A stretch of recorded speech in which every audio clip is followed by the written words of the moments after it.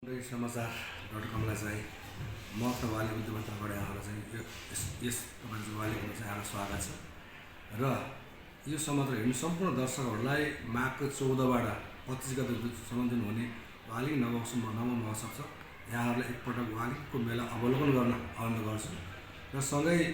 यहाँले सोधे अनुसार चाहिँ मेला महोत्सव गरेर के हुन्छ भन्ने कुरामा पहिला कुरो चाहिँ मेला महोत्सव गर्दै गर्दाखेरि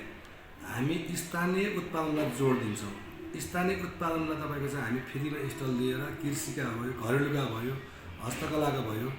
उहाँलाई तपाईको चाहिँ यहाँ तपाईँहरूलाई चाहिँ उहाँलाई हामी फ्रीमा स्टल दिएर उहाँहरूको व्यापार प्रबन्ध गर्छौँ र सँगै आएर यस क्षेत्रको तपाईँको व्यवसाय गरेर बस्नुभएको साथीहरूलाई भित्र आएर म व्यवसाय गर्छु भन्नुभयो भने उहाँहरूलाई पनि हामी 30% डिस्काउन्टमा दिएर तपाईँको चाहिँ उहाँलाई स्टल दिन्छौँ र सँगै यसले एउटा महत्त्वपूर्ण चाहिँ काम के गर्छ भनेदेखि मेला महोत्सवमा आउने भनेको यही पेरिफेरीका चाहिँ मान्छेहरू आउनु र यही बजारलाई चाहिँ तार लक्षित वर्ग आउने हो। त्यसले गर्दा यो मेलामा कस्तो खाले सामान बढी व्यापार हुन्छ भनिसकेपछि हामी व्यवसाय गर्ने मान्छेहरूलाई साथीहरूलाई के थाहा हुन्छ भने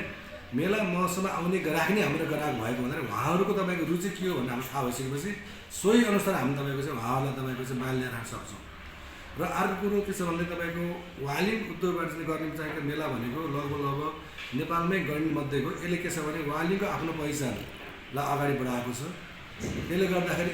यस पेरिफेरीमा हुने खेलाडी साथीहरूलाई पनि हामी तपाईँको प्रबन्ध गर्ने गरेका छौँ र सँगसँगै 8औँ तपाईँको चाहिँ के अरे 8औँ वालिङ महोत्सव गर्दै गर्दाखेरि वालिङको खेल मैदान थोरै तपाईँको चाहिँ डिस्टर्ब थियो। कोही फुटबलले बार्ने, कोही भलिबलले, कोही बास्केटबल बार्ने थियो र अझै पनि बार्ने अवस्था थियो भने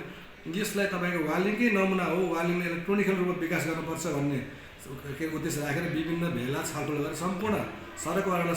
सहमति गराई हामीले त्यसलाई खेल मैदानलाई चाहिँ फराक बनाएका छौँ। र सँगै अहिलेबाट एउटा थाल्ने के भएको छ भने वालिङ महोत्सव गर्दै गर्दाखेरि बचेको रकमको आधा रकम हामी वालिङ खेल मैदानलाई तपाईँको चाहिँ जग्गाको चाहिँ के थप्ने काममा हामी सहयोग गर्छौँ। यसको लागि वालिङ नगरपालिका र सरकारसँग बसेर यो जग्गा लिजमा भाडामा लिने हो कि जग्गा किन्ने हो कि त्यसरी सो पैसा तपाईँको एउटा चाहिँ बिउ पुँजीको हिसाबले त्यहाँ जम्मा गरिसकेपछि भोलि वालिङ खेल्न मलाई माया मान्ने साथीहरूले पनि तपाईँको त्यहाँ चाहिँ तपाईँको चाहिँ के त्यसमा तपाईँको चाहिँ पैसा बढाउँदै गएर त्यसको चाहिँ के अरे दायाँको जग्गा जमिन बढाएर वालिङ खेलमा फ्राकिलो बनाउने नमुना बनाउने हाम्रो एउटा जुन चाहिँ के अरे वालिङ नगरपालिका जुन लक्ष्य छ त्यसमा चाहिँ वालिङ उद्योगले पुरै सहयोग गर्छ। र सँगै तपाईँको एउटा कुरो के छ भनेदेखि मेला महोत्सव गर्दै गर्दाखेरि हामी धेरै तपाईँको चाहिँ हेर्दाखेरि स्वस्थदेखि मानसिक टेन्सन धेरै साथीहरू हुनुहुन्छ। त्यसले गर्दा यस ठाउँमा आएर तपाईँको चाहिँ रङ्ग रमाइलो पनि गरौँ, हामीलाई इच्छाको सामान पनि एकै ठाउँमा किनौँ। तपाईँ त्यसपछि आएर तपाईँको चाहिँ के अरे राष्ट्रिय कलाकारहरूको गीत तपाईँको चाहिँ अहिले हामी सामाजिक सञ्जालमा सुन्थ्यौँ भने प्रत्यक्ष तपाईँको कलाकारहरू अगाडि राखेर सुन्न सक्छौँ। र त्यसपछि अनि आएर हामीलाई विभिन्न भाग हुँदैन, विभिन्न तपाईँको चाहिँ खेलहरू गेमहरूमा तपाईँको हामी भाग लिएर हामीले आफ्नो तपाईँको मनोरञ्जन गर्न सक्छौँ। र सँगसँगै यो मेला गर्दै गर्दाखेरि स्याङ्जा जिल्लाभित्र तपाईँको चाहिँ वालिङ पनि सहयोग, नेपालभित्र वालिङ पनि सहयोग भनेर वालिङको तपाईँको एउटा पहिचान गर्ने। र दोस्रो कुरो वालिङवासीहरू अरू के देखिन्छ भनेदेखि जनघनत्व वालिङ कति छ है त भन्ने यो मेलाले देखाउने गर्दा के छ भने वालिङमा अझै हामीले केही गर्नुपर्ने छ है। जस्तो मैले भन्न खोजेको यहाँका राजनीति दल अथवा समाजको लिडिङ गर्ने तपाईँ ग्रुपहरूलाई कमसेकम वालिङमा अब हामीले अब शिक्षाको विकास गर्ने,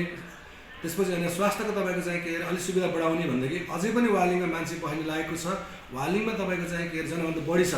भन्ने देखाउन लागि पनि मेलामा धेरै काम गरेको हुन्छ भनेदेखि। र मेन गरेर तपाईँको चाहिँ यो क्षेत्रमा छरेर रहेको पुँजीहरूले पनि हामी तपाईँको कस्तो खाले व्यवसाय गर्ने, जस्तो महोत्सवमा तपाईँको चाहिँ जुन खाले अघि मैले भने सामान बिक्री त्यही खाले सामान पनि ग्राहकको इच्छा अनुसार हामी पसल पनि राख्न सक्छौँ। र यो गर्दै गर्दाखेरि यो वालिङमा तपाईँको एउटा मेलाले गर्दा तपाईँको चाहिँ पोखराबाट बुट्लोबाट तपाईँको यो वालिङको पेरिफेरी तपाईँको चाहिँ के अरे पाल्पा तपाईँको तनहुको दक्षिणमा मान्छेले आउँदै गर्दा वालिङ तपाईँको चाहिँ के अरे को पनि तपाईँको एउटा प्रचार प्रसार हुने र यसले गर्दा के हुन्छ भनेदेखि वालिङको तपाईँको आफ्नो तपाईँको चाहिँ पहिचान बढ्दै जाने, वालिङमा तपाईँकोबाट बसिसकेको अन्त गयो भने अन्तको पनि वालिङ आउने तपाईँको केही तपाईँको चाहिँ यहाँ के अरे त्यो बसाइ आएर वालिङको तपाईँको चाहिँ जनघनत्व बढ्ने, जब जनघनत्व बढ्छ त्यसपछि तपाईँको चाहिँ के अरे यहाँको व्यवसाय बढ्ने। र सँगसँगै यहाँ म के भन्छ महोत्सवसँग जोडेर वालिङ उद्योग ब्रान्ड उत्पादनमा चाहिँ के अरे राहत होस् भनेर तपाईँको चाहिँ के अरे हामीले के गरेको थियौँ भने तपाईँको चाहिँ के अरे यो 7-8 दिन तपाईँको चप्पल बनाउने तालिम दियौँ 38 दिदीबहिनीहरूलाई। त्यसपछि अनि आएर तपाईँको चाहिँ के अरे 60 खण्डे प्लम्बरको तालिम पनि दियो 23-24 जना भाइहरूलाई। त्यसपछि अनि आएर 23 जना भाइहरूले बारिस्ताको तालिम पनि दिन्छ। जब 60 खण्डे, त्यो पनि 60 खण्डे। यसले गर्दा के भयो भनेदेखि क्षमता अभिवृद्धि भएर उहाँहरूले 16 जना पनि हुन सक्नुभयो र बाहिर गएर पहिला आफ्नो हातमा केही सिप छ भनिसकेपछि उहाँले त्यो सिपबाट तपाईँको आम्दानीमा चाहिँ के अरे हिजो तपाईँको चाहिँ लेमेन भएर जानु र अहिले दक्ष प्रति भएर जाँदाखेरि केही तपाईँको चाहिँ आर्थिक रूपमा उहाँहरूलाई चाहिँ केही भयो भने रोजगारी बढी वितरण सक्नुहुने भयो र यही कामहरू गरेका छौँ भनेदेखि र वालिङ नगरपालिकासँग मिलेर वालिङ पेरिफेरीका तपाईँको चाहिँ साना किसानहरूलाई त्यसपछि यिनीहरू साना तपाईँको व्यवसायहरूलाई उहाँहरूले केही गर्छु भन्दाखेरि हामीले पनि वालिङ नगरले विभिन्न तपाईँको तालिम गोष्ठी गरेका छौँ। त्यसले गर्दा वालिङ उद्योग वाणिज्य सङ्घले अरू केही नगरी पनि यस क्षेत्रमा बस्ने तपाईँको चाहिँ व्यवसाय गर्ने साथीहरूको निजी पिरमर्काहरू जस्तो तपाईँको योभन्दा अगाडि के थियो भने कुनै बेला पान दर्ता गर्यो अनि रिन्यू गर्न जानु भएन अथवा छोडेर विदेश जानुभयो भने पछि फर्केर आउँदाखेरि त्यो जरिमाना तिर्न सक्नुहुन्थ्यो। त्यसको लागि पनि तपाईँको चाहिँ वालिङ उद्योग वाणिज्य सङ्घले पनि आफ्नै खाले आन्दोलन गरेर महासङ्घसँग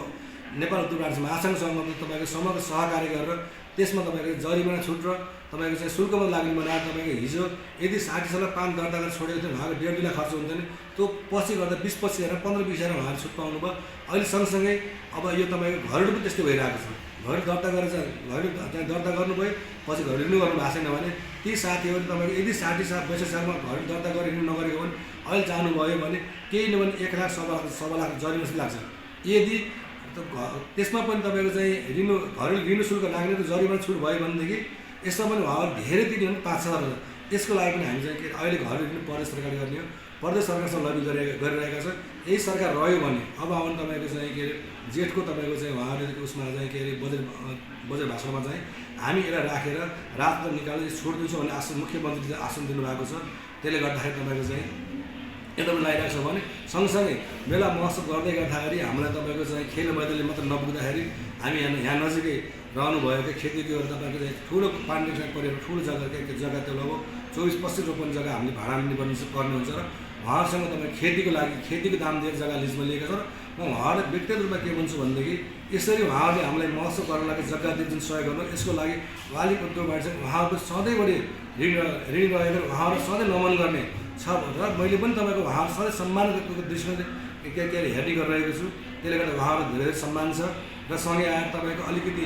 त्यो खेल मैदानमा हामीलाई चाहिँ क्याम्पसले पनि सहयोग क्याम्पस केही जग्गा हुन्छ क्याम्पस परेडलाई पनि म उहाँहरूले पनि हामीलाई महोत्सव गर्न चाहिँ सहयोग गरेको म धन्यवाद गर्छु। त्यसरी high school primary high school पनि जग्गा छ उहाँलाई पनि म तपाईँको चाहिँ हामीलाई मेला महोत्सव गर्न सहयोग भन्ने छ। सँगसँगै मेला महोत्सव गर्दाखेरि वालिङ पेरिफेरीका विद्यालयहरूको तपाईँको चाहिँ के वैज्ञानिक सामानहरू उहाँले आविष्कार गरेका साना चिज भयो भने त्यो पनि तपाईँको यो मेलामा ल्याएर प्रदर्शन राख्ने चाहिँ के जमर गरेका छौँ र यो तपाईँको चाहिँ समाज हेर्ने साथीहरूलाई स्कुलको सरहरूलाई म के भन्छु भने तपाईँहरूको स्कुलमा भएको बेलामा हामीलाई खबर गरेर हामीले पनि तपाईँहरूलाई सोच्छौँ तर बेलामा खबर गरेर हामीलाई तपाईँहरूको चाहिँ के भाइ बहिनी बनाएको आविष्कार गरेका केही सामानहरू उपलब्ध गराइदिनु भयो भनेदेखि यो मेलामा ल्याउने प्रदर्शन गर्छौँ भने र सँगै अर्को यो बेलामा हामीले के गरेका छौँ भने वालिङ तपाईँको चाहिँ आइसकेपछि वालिङबाट तपाईँको चाहिँ जाने धार्मिक पर्यटक क्षेत्रहरू जस्तो गरौसुर कति टाढा छ त्यसपछि तपाईँको चाहिँ आएर सेतीबिनी कति टाढा छ त्यस्तै गरेर तपाईँको आएर तपाईँको चाहिँ मैदान सोरे कति टाढा छ छाङसाङदेखि कति टाढा छ यी सम्पूर्ण ठाउँहरूको पनि हामीले तपाईँको यहाँबाट जाने कति टाढा छ अनि दूरी समय कति लाग्छ त्यहाँ कुन भगवान दर्शन छ सम्पूर्ण त जानकारी गराउँछौँ भने अझै वालिङमा आइसकेपछि वालिङमा अहिले तपाईँको चाहिँ विभिन्न शीर्षकको होमस्टे छ यता जगतगञ्जमा होमस्टे छ त्यसपछि बजारबाट होमस्टे छ त्यहाँ पनि खाना बस्न तपाईँको प्याकेजको यो सुविधा छ जानकारी गराउँछ। त्यसले गर्दा वालिङ आइसकेपछि मान्छेहरू वालिङमा एकदम भुलोस् भन्ने चाहनाका साथ हामीले यो मेला महोत्सव गरेका छौँ। यो मेला महोत्सव सफल पार्नका लागि सम्पूर्ण वालिङवासीको दायित्व अब हामी प्राविधिक वालिङ उद्योगमा चाहिँ आयोजक भयो भने सम्पूर्ण वालिङवासी यो मेरो मेला हो हामीले गर्नुपर्छ भन्ने सम्झेर हामी सबैलाई सहयोग गर्नुहुन्छ भने इच्छा र यहाँहरूको चाहिँ सहयोगको अभिलाषा वालिङ उद्योगलाई राखेको यहाँ सम्पूर्ण जानकारी गराउँछ। हस्त धन्यवाद।